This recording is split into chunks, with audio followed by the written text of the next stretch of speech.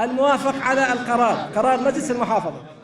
دوا بە دوای پەسەندکردنی بڕیاری هەڵکردنی ئاڵای کوردستان لەسەر فەرمانەکانی کەرکووک، نوێنەری پێکهاتەکانی شارەکە پشتیوانی خۆیان بۆ بڕیارە دەربڕی.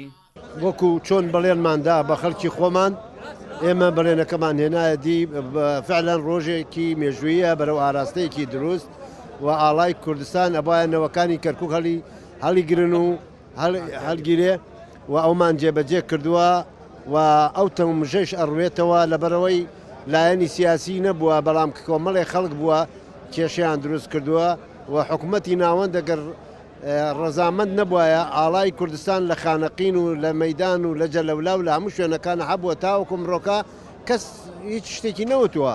ئێمڕۆ لەم جەوەگەشەدا کە توانیمان بە تێک ڕای دەنگ بدەین بە پیرۆزکردنی ئاڵای کوردستان دەنگماندا لەسەری ئەو پێشنیازە بەڕاستی سوپاسی جەنابی محافظ دەکەین دکتۆر نەجمەدین کە ئەو پێشنیاری نات بۆ ئەنجومەنی پارێزگا و ئەمڕۆمە لە کۆبنەوەی ئاسایی خۆماندا دەنگمان پێدا و من بەڕاستی ئەمڕۆ زۆر خۆشحاڵم وەکو پێکاتەی تورکمان لەناو لیستی برایەتیدا دەڵێن بەڵێ بۆ ئاڵای کوردستان، بەڵێ بۆ پێکەوە ژیان، بەڵێ بۆ برایەتی.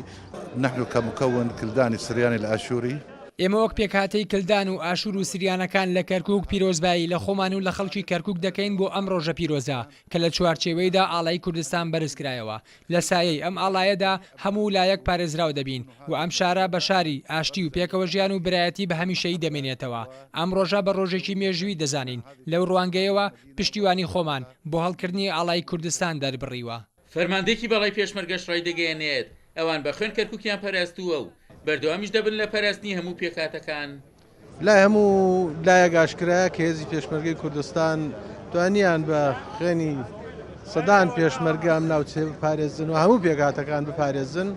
ئاڵای کوردستان بەپێی دەستوری عێراق ئاڵای کوردستان نییە کە بڵێ ڕەسمی نەبێت. ئاڵای کوردستان لە هەموو شوێنێکە ئەو شوێنانەی کەوا پێویست دەکات هەڵبدرێت ئەبێ هەڵبدرێت. کەرکووک بەڕێی ئێمە وەکو هێزی پێشمەرگەی کوردستان کە ناوچەیەکە تا ئێستا بەداخەوە یەکلا نەکراتەوە، کەرکووک شارێکی مێژووی کوردستانیە، پێکهاتەی تری تیا ئەژێت.